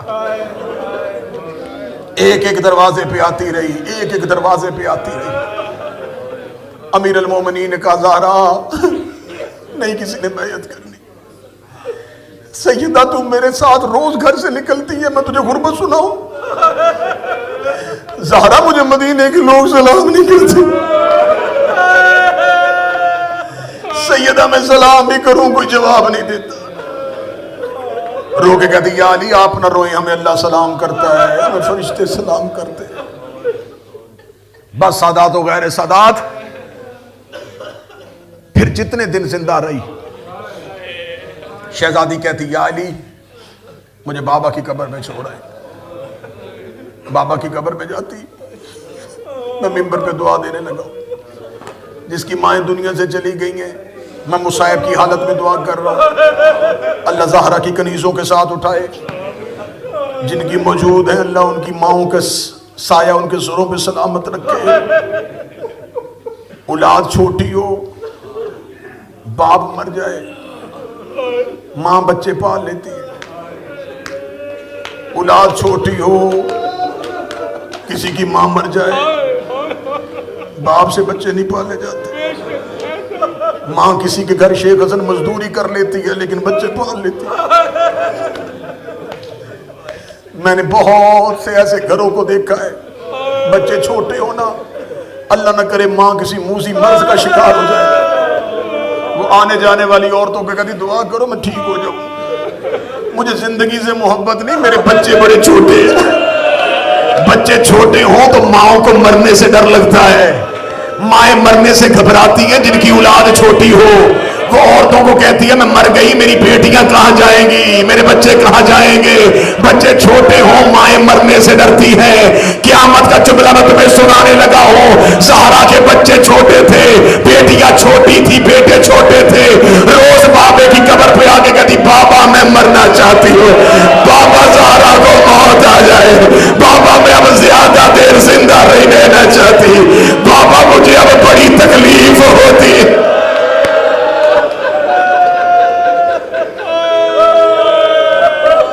میں تمہیں سیدہ کا کون کون سا درد پڑھوں. آج 5واں دن ہے مجھے جناب زہرا پڑھتے ہوئے. میں نے ایک دن بھی کسی اور مصائب کا سہارا نہیں لیا. میں نے کہا تھا 10 دن ہو، 20 دن ہو، مہینہ ہو، صرف زہرا پڑھی جائے. اتنے درد ہے جناب زہرا کی زندگی میں. امام حسن آئے تھے قبر محمد پہ، حسن اور حسین دونوں بیٹھے تھے. امام حسن سرحانے، امام حسین پائنتی بیٹھے تھے. دونوں بابا کو گھر کی باتیں بتا رہے تھے. نانا کو بتا رہے تھے نانا ہمارے گھر میں یہ ہوا ہے، نانا ہمارا دروازہ چلا ہے، نانا مسلمان ہمارے گھر میں بغیر پردہ کروائے اندر آ گئے ہیں. حسن نے ایک جملہ کہا قبر محمد ہل گئی ہے. میں وہ جملہ بتانا، اللہ نہ کرے کوئی باپ اپنی بیٹی کی ایسی خبر سنے، کسی کو باپ کو اپنی بیٹی کی یہ خبر سننی پڑے. حسن نے نانا کے قبر پہ کھڑے ہو کے کہا نانا تمہیں حسین ساری باتیں نہیں بتا رہا، نانا میں تجھے بتا دیتا ہوں، نانا تیری بیٹی اب دعائے قنوت کے لیے ہاتھ نہیں اٹھاتی، نانا تیری بیٹی اب نماز میں دعائے قنوت کے لیے ہاتھ نہیں اٹھاتی. زہرا کا بازو ٹوٹ گیا ہے، تیری بیٹی کا بازو ٹوٹ گیا ہے، تیری بیٹی کا ہاتھ زخمی. آئے زہرا کی آوازیں دو، آئے زہرا.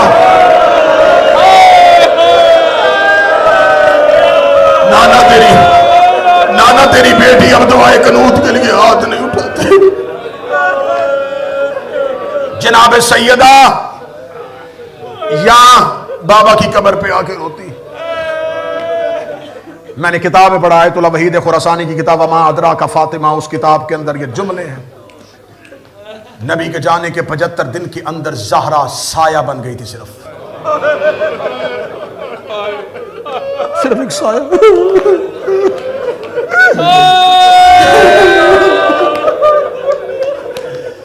میری شہزادی جب دنیا سے گئی ظاہری حیات طیبہ کتنی تھی جتنی کربلا میں حسین کے اکبر کی عمر تھی. ان عمروں میں بیٹیاں دنیا سے نہیں جاتی. گھر میں آتی روتی. جو کتاب بخاری میں ایک روایت ہے نا اس کا شیعہ ماخذ پڑھنے لگا. یہ دونوں گھر آئے، جناب سیدہ نے اپنا چہرہ دیوار کی جانب کی. ان میں سے ایک ہی آواز آئی، اول کی آواز آئی زہرا ہم آپ سے کوئی بات کرنے آئے. سیدہ کہتی میں تم سے کوئی بات نہیں کرنا چاہتا. دیوار کی طرف منہ کر کے زہرا نے فرمایا میں بابا کو تمہاری شکایت کروں.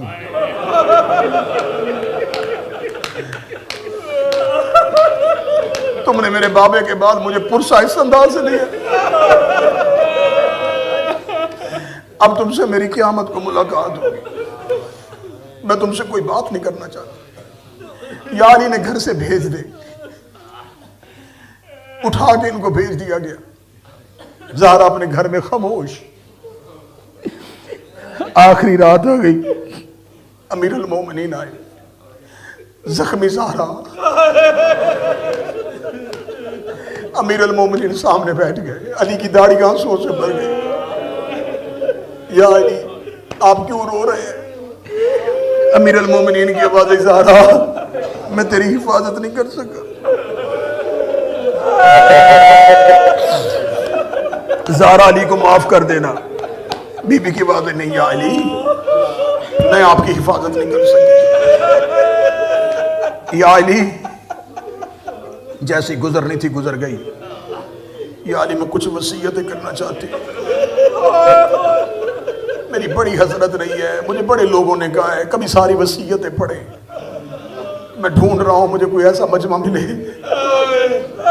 جو مجھ سے محمد کی بیٹی کی ساری وصیتیں سن لے. بی بی کی آواز ہے یا علی میری پہلی وصیت ہے یا علی جب میں مر جاؤں میرے جنازے کا اعلان نہ کروانا.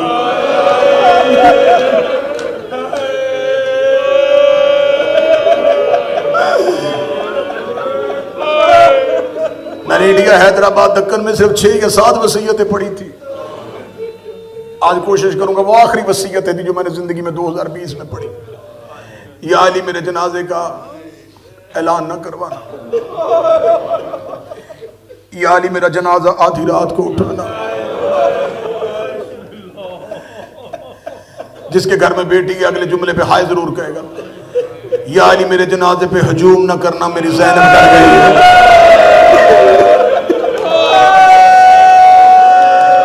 جب سے میرے دروازے پہ ہجوم ہوا ہے میری زینب سہم گئی ہے. یا علی میرے جنازے میں فلاں فلاں کو نہ آنے دینا. یا علی مجھے غسل خود دینا. یا علی مجھے کفن خود دینا. یا علی میرا جنازہ بند تابوت پہ اٹھانا جیسے حبشہ کے لوگ تابوت بناتے. یا علی میں نے اپنے ہاتھوں سے اپنا تابوت تیار کیا ہے. یا علی میرا جنازہ تابوت میں اٹھانا. امیر المومنین روتے ہوئے زہرا کی وصیتیں سن رہے تھے. لوگ کہتے زہرا اٹھانا بھی آدھی رات کو ہے آنے بھی کسی کو نہیں دینا. زہرا پھر مجھے یہ حکم کیوں کر رہی ہیں کہ تابوت میں اٹھانا. بی بی نے علی کے دونوں ہاتھ پکڑے. علی کے دونوں ہاتھ پکڑ کے زہرا نے اپنے ہاتھوں کے لیے اگلا جملہ پڑھنے سے پہلے میرا جگر کانپ رہا ہے. میں جملہ کیسے پڑھوں؟ زہرا نے ہاتھ علی کے لیے فرمایا علی اپنا کان قریب کیجیے. علی کا چہرہ زہرا کے چہرے کے قریب آیا. بی بی رو کہتی میرا جنازہ بند تابوت میں اٹھانا. کھلی چارپائی پہ جنازے کے زخم نظر آ جاتے ہیں. میں نے آدھے زخم اپنی بیٹیوں کو نہیں دکھائے. میں نے آدھے زخم اپنی بچیوں کو نہیں دکھائے. اور میری زینب میرے مرنے کے بعد میرے زخم نہ دیکھ لے. اور میری زینب مر جائے گی. میری کلثوم بڑی چھوٹی ہے ان سے ماں کے زخم دیکھے نہیں جانے. یا علی تابوت بند کر دینا. میرے بچوں کو میرا جنازہ نہ دیکھنے دینا.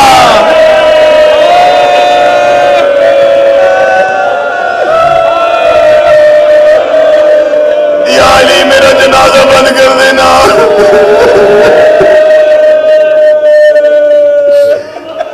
یا علی میرے زخم میرے بچوں کو نہ دیکھنے دینا. یا علی میرے بعد امامہ خاتون سے پہلی شادی کرنا. اس لیے یا علی وہ میرے حسن اور حسین سے بڑی مانوس ہے. یا علی کوشش کرنا دن میں جب بھی گھر آنا میرے بچوں کے پاس رہنا.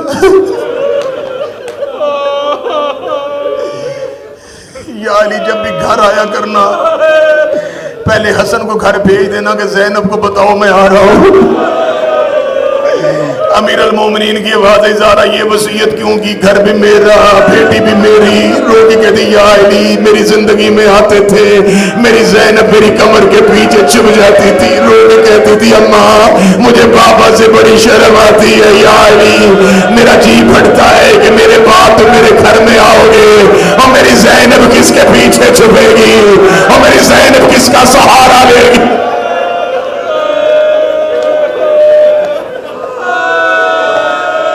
یہی وجہ ہے کہ ایک دن جناب زہرا کے بعد امیر المومنین دن کی روشنی میں گھر آئے.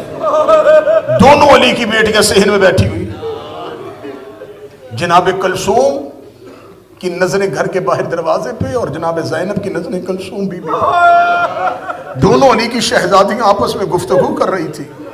امیر المومنین کو آتے ہوئے چھوٹی شہزادی نے دیکھا، بڑی شہزادی نے نہ دیکھا. یہ علی کی بڑی بیٹی فاتح شام علی کی چھوٹی شہزادی سے کہہ رہی تھی کلثوم میرا جی چاہتا ہے آج مجھے بابا. اس جملے پہ ابھی عالیہ آئی تھی، یہ باپ کے قدموں کی آہٹ سن لی. بی بی جلدی سے حجرے کے اندر چلی گئی. امیر المومنین پیچھے پیچھے چلے. لوگ کہتے زینب میری بڑی حضرت سی تو مجھ سے کچھ مانگ لے. زینب آج میں کچھ سننے والا تھا لیکن تو خاموش ہو گئی. زینب میری بڑی حضرت ہے آپ مجھ سے کچھ مانگے. زینب ابھی آپ کہنے لگی تھی کاش مجھے میرا بابا. بی بی پردے کے اندر سے کہتی نا بابا مجھے بڑی شرم آتی ہے بابا میں آپ سے کوئی سوال نہیں کر سکتی. علی کے رونے کی آواز بی بی کلثوم نے سنی. رو کہتی بابا میں آپ کو بتاتی ہوں آج صبح سے زینب مجھے کہہ رہی ہے کاش مجھے بابا میری ماں کی قبر پہ لے جائے. میں ایک بار ماں کی قبر پہ چلی جاؤں میں جا کے بتاؤں اماں تیری زینب بڑی اکیلی ہو گئی ہے، اماں تیری زینب بڑی تنہا ہو.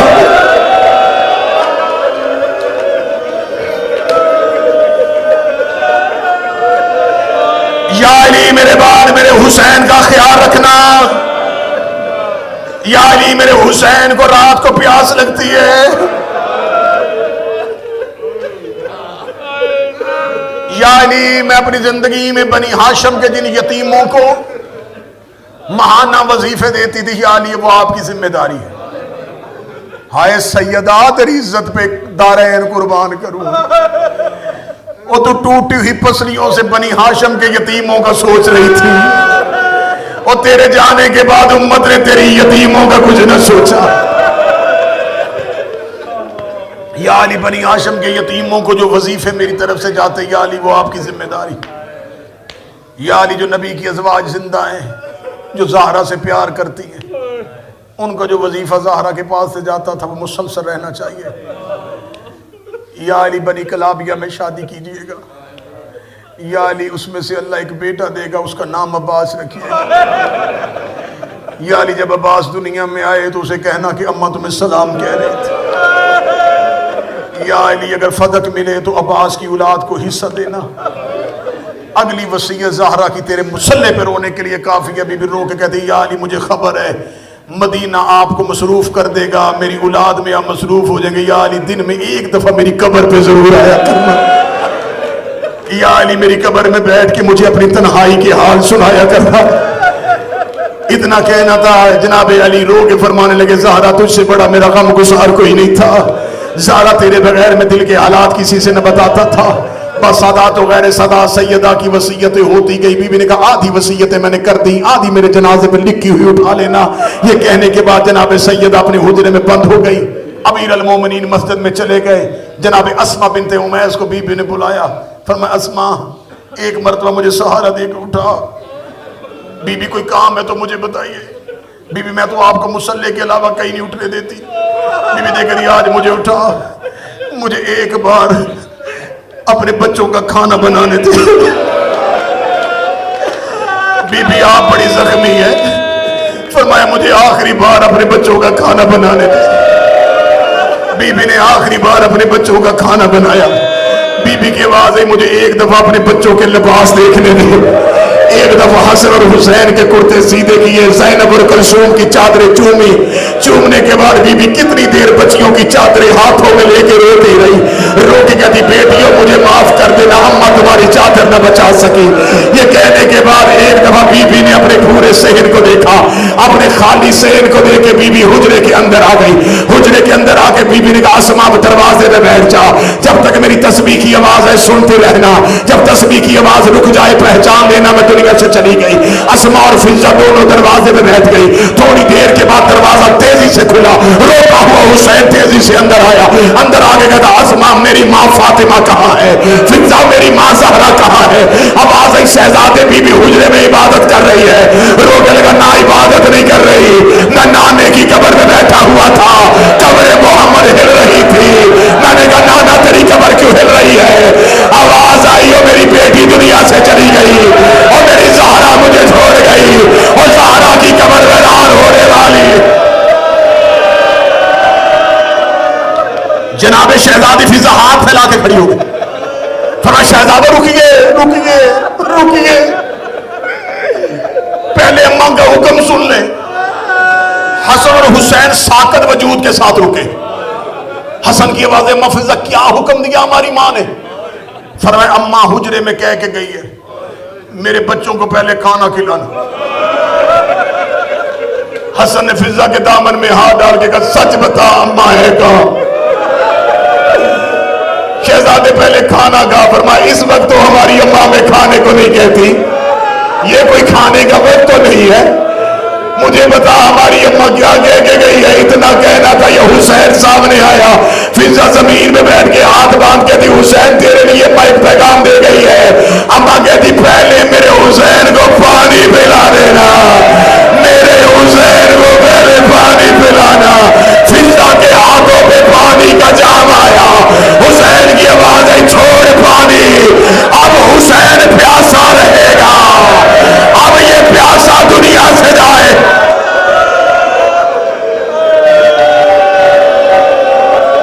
اِنَّ لِلَّهِ پڑھ کے فضہ نے حجرے کا دروازہ کھولا. حسن اور حسین روتے ہوئے اندر آئے. حسن ماں کے قدموں پہ آیا، حسین نے چہرہ ماں کے منہ پہ رکھا. آواز آئی آنکھیں کھول، آنکھیں کھول، مجھ سے باتیں کر، اماں مجھے اپنے درد سنا. ایسے رونا جیسے جنازے میں لوگ روتے. آ گئی علی کی بیٹیاں، آ گئی علی کی اولاد. زینب کی باہیں حسن کے گلے میں آ گئی، حسین کی باہیں ماں کے گلے میں آ گئی. فضہ کی آواز آئی سارے یہاں کھڑے ہو کوئی بابے کو بتاؤ. علی مسجد کے منبر میں بیٹھے ہوئے تھے، حسین دوڑتے ہوئے مسجد میں آئے. ادھر حسین مسجد میں آئے، علی نے منبر چھوڑا، سر سے امامہ گر گیا. حسین کی آواز آئی بابا اماں چلی گئی. اگلی صدر میں رک گیا تھا کہ تم ہوش سے سن لو. حسین کی آواز آئی بابا اماں ہمیں چھوڑ کے چلی گئی، کتاب کے جملے نہ ہو حسین معاف نہ کرے. علی منہ کے بل زمین پہ گر گئے، رو کے آواز آئی زہرا میں اکیلا ہو گیا، میں تنہا ہو گیا. آج روکو میں آج روکو میں جیسے حسین گھوڑے سے گرے تھے، جیسے عباس گھوڑے سے گرے. نہیں آنسو آیا تو اگلا جملہ کہوں جیسے زینب شام غریبہ اونٹ سے گری تھی. علی چہرے کے بال ریت میں آئے. علی ایسے چلے جیسے اکبر کی لاش پہ حسین. بیٹوں نے باپ کو سہارا دیا. فاتح خیبر کبھی نہ رونے والا، جس کو مدینے والوں نے کبھی نہ روتا دیکھا تھا، وہ مسجد سے چیخے مارتے ہوئے گئے. گھر کے دروازے کے حجرے پہ جا کے علی کو بیٹوں نے بٹھا دیا. روتی ہوئی بیٹیوں نے بابے کو دیکھا. زینب کبھی ماں کا زخمی جنازہ دیکھتی تھی، کبھی بابے کی بے بسی دیکھتی تھی. علی خاموش آنکھوں سے زہرا کے جنازے کو دیکھ رہے تھے. علی میں حوصلہ ختم ہو گیا، اب علی کا صبر کا پیمانہ لبریز ہو گیا۔ اب علی سوچ رہے تھے کہ میں بیٹیوں کو چپ کیسے کرواؤں، میں بچوں کو تسلی کیسے دوں، میں مدینے کے لوگوں کو روکوں کیسے۔ دروازے پہ علی کے صحابی آ گئے، دروازے پہ ابو ذر و سلمان کا شور آیا، رونے کی آوازیں علی کے کان میں آئیں۔ علی کمر پہ ہاتھ رکھ کے حجرے کے دروازے سے اٹھے، علی گھر کے بیرونی دروازے پہ آئے، سلمان نے اپنا سر علی کے قدموں پہ پھینکا، رو کے کہنے لگا مولا بی بی ہمیں چھوڑ کے چلی گئی۔ علی کی آواز سلمان آہستہ روک مدینے والے جاگ جائیں گے، ابو ذر آہستہ رو مدینے والے جاگ جائیں گے۔ زہرا مجھے کہہ کے گئی ہے مدینے میں کسی کو خبر نہ ہونے دینا، مدینے میں کسی کو خبر نہ ہونے دینا۔ سلمان ابو ذر خاموش ہو جاؤ، جاؤ جا کے مسجد میں بیٹھ جاؤ، جب میں تمہیں پیغام بھیجوں تو جنازے کے ساتھ آ جانا۔ کیا خبر سناؤں کہ سلمان کتنا رو رہے تھے، میں کیا پڑھوں کہ ابو ذر کیسے چیخ رہے تھے، عمار کیسے رو رہے تھے، مقداد کی کیسے گریے کی آوازیں آ رہی تھی، فضل ابن عباس کیسے رو رہا تھا۔ سلمان ابو ذر کو تسلی دیتا، ابو ذر سلمان کو تسلی دیتا۔ علی کے نوکر ایک دوسرے سے پوچھ رہے تھے اب علی کو کیا ہوگا، اب مولا علی کا صبر کیسے رہے گا، اب علی کی ڈھارس کون بندھائے گا، اب علی کو تسلیاں کون دے گا۔ ہم زہرا کا دفاع نہ کر سکے، ہم قیامت والے دن محمد کے سامنے کیسے اٹھیں۔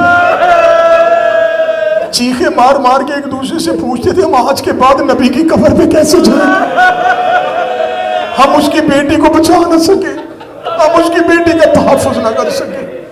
مسجد میں صحابی رو رہے تھے، گھر میں زخمی جنازہ، اندھیرا، ایک چراغ جل رہا تھا اور زخمی جنازہ، خاموش بیٹیاں آستینے دانتوں میں لے کے رو رہی ہیں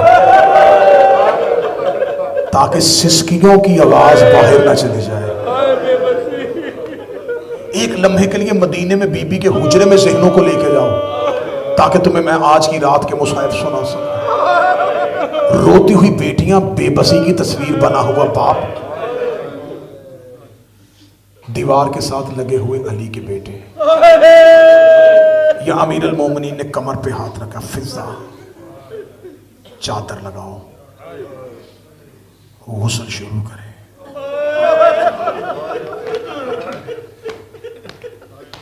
معدن عصمت اور ملکہ تطہیر کا زخمی جنازہ، وارث نور زہرا پردے کے پیچھے لے کے آئے، ہاتھ پہلو سے نہیں اٹھنا تھا اور نہیں اٹھا،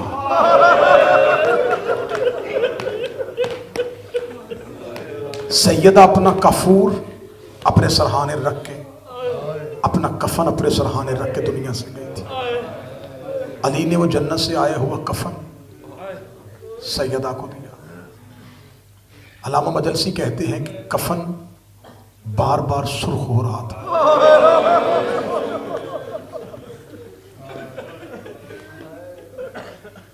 جنازہ،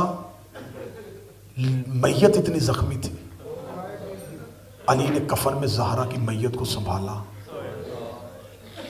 اب جب جنازہ گھر کے اندر آیا، علی سرہانے میں بیٹھ گئے تاکہ اب علی کا کوئی بیٹا اور کوئی بیٹی ماں کا کوئی زخم کھول کے نہ دیکھے۔ بیٹیاں بابے کی وجہ سے قدموں میں بیٹھ گئیں، بیٹے باپ کے دائیں اور بائیں بیٹھ گئے۔ خاموش جنازے پہ، زہرا کے جنازے پہ یا سیدہ کی بیٹیاں بیٹھی تھی یا بیٹے بیٹھے تھے۔ تھوڑی دیر کے بعد امیر المومنین کی آواز، حسن جی بابا، بہنوں کو پیچھے کر، چل جنازہ لے کے چلے۔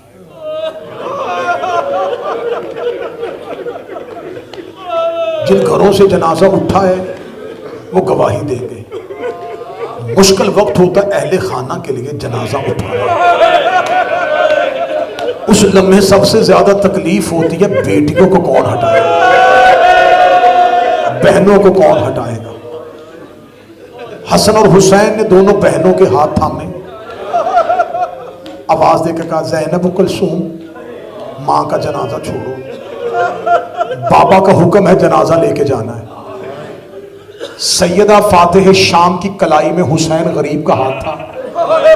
زینب نے حسین کا ہاتھ تھاما, تھام کے کہتی حسین تو مجھے جنازے سے اٹھائے گا, حسین تو مجھے اٹھانے آیا.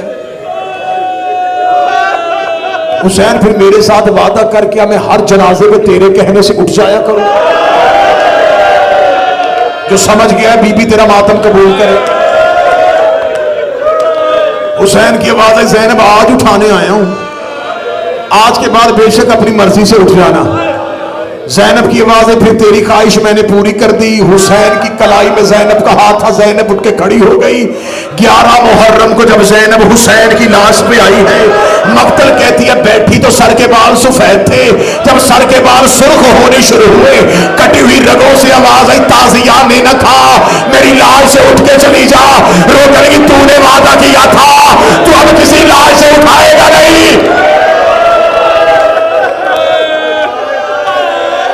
میں رک رک کے پڑھ رہا ہوں تاکہ میں تدفین زہرا پڑھ سکوں. میں جتنا چھوڑ سکتا ہوں میں اتنا چھوڑ.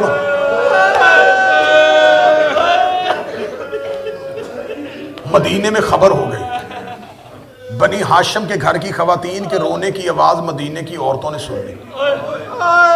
انہوں نے اپنے مردوں کو بتایا لگتا ہے زہرا چلی گئی, لگتا ہے محمد کی بیٹی دنیا چھوڑ گئی. بنی ہاشم کی خواتین کے گھر سے رونے کی آواز آ رہی ہے. ادھر گھر میں 2 بیٹے اور 1 باپ جنازہ اٹھانے والے. دونوں بیٹوں نے پچھلے پائے پکڑے, باپ نے اگلے پائے تھے. جنازہ حجرے سے لے کے گھر کے بیرونی دروازے پہ علی آئے. علی نے بازار کا منظر دیکھا, الٹے قدم علی چلے. آواز آئی حسن جنازہ حجرے میں لے کے جا. جنازہ حجرے میں گیا, علی نے جنازہ رکھ دیا. تھوڑی دیر کے بعد علی کی آواز آئی حسن جنازہ اٹھا. جنازہ اٹھا, جنازہ حجرے سے باہر آیا, پھر رکھ دیا. حسن کی آواز آئی بابا بار بار جنازہ اٹھا کر رکھ کیوں رہے ہیں. علی کی آواز آئی حسن حسین کو رہنے دے, تو میرے ساتھ آ. حسن کا ہاتھ پکڑ کے علی مدینے کے بازار میں آئے. مدینے کے بازار میں محلہ بنی ہاشم کے باہر کھڑے ہوئے. چند مرد کہہ کے مار کے کہہ رہے تھے اس نے ہمارے مردوں کو مارا, ہم نے اس کی مستور کو مارا. اس نے ہمارے مردوں کو مارا, ہم نے اس کی مستور کو مارا. علی کی آواز آئی ایسے جنازہ اٹھایا حسین مر جائے گا.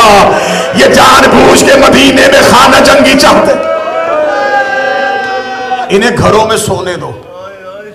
مدینہ سونے کا انتظار علی کرتے رہے. رات کی تاریکی میں زہرا کا جنازہ اٹھا.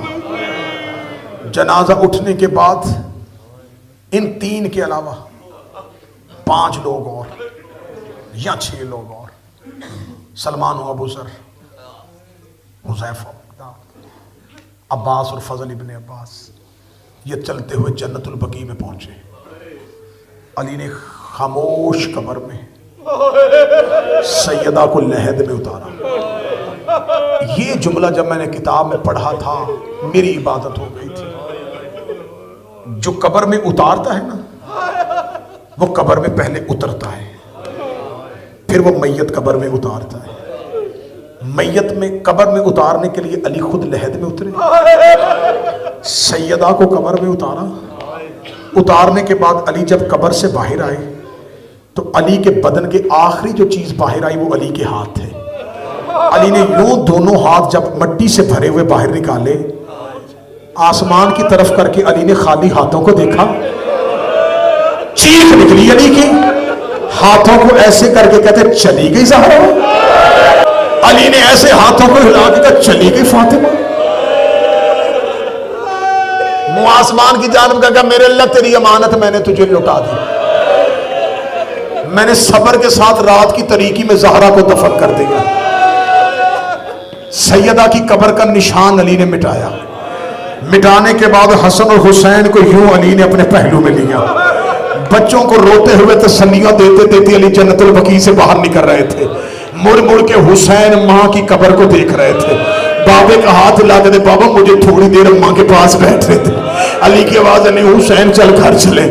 حسین میں صبح تمہیں پھر ماں کی قبر پہ لے آؤں گا. حسین جتنے قدم چل رہے تھے مڑ مڑ کے ماں کو دیکھ رہے تھے. بالکل ایسے دیکھ رہے تھے جیسے حسین نے آخری بار کہا تھا اکبر مقتل میں جانے سے پہلے مجھے دیکھتا ہے. جیسے اکبر حسین کو دیکھ رہے تھے ویسے حسین مڑ مڑ کے ماں کی قبر کو دیکھ رہے تھے. حسین گھر آ گئے, حسن گھر آ گئے. زینب نے بابے کو خالی آتے دیکھا. بیٹیاں باپ کے سینے سے لپٹ گئے. رو کے کہتی بابا اماں کو چھوڑ آیا, بابا ہمارا صحن خالی ہو گیا, بابا ہماری حویلی خالی ہو گئی. علی اپنے یتیموں کو چپ کرواتے رہے. چپ کروانے کے بعد علی نے نماز تہجد کے لیے مصلی بچھایا. فضا روتی ہوئی علی کے آگے آئی. رو کہتی یا علی ابھی نماز کی نیت نہ کیجئے گا. علی کی آواز ہے فضا کیا ہوا؟ رو کہتی وہ تیری زینب سو گئی ہے, وہ تیری کلثوم دروازے پہ سو گئی ہے, وہ حجرے میں تیرا حسن بیٹھ گیا ہے. میں پورا گھر تلاش کر آئی ہوں, مجھے حسین کہیں نظر نہیں آ رہا. اتنا نام آنا تھا. علی نے مصلی چھوڑا, علی نے دیوار سے تلوار کھینچی, علی مدینے کی گلیوں میں دوڑے. علی کے والے حسین حسین حسین بابا تجھے ڈھونڈ رہا ہے. آواز دیتے دیتے علی جنت البقیع میں پہنچے. حسین ماں کی قبر میں منہ رکھ کے بیٹھے تھے. رو کے کہہ رہے تھے اماں تیرے بغیر نیند نہیں آ رہی, اماں ایک بار گھر آ جا, اماں میرا گھر خالی ہو گیا, اماں میرا صحن ویران ہو گیا, اماں تیرا حسین یتیم. ماں کو میں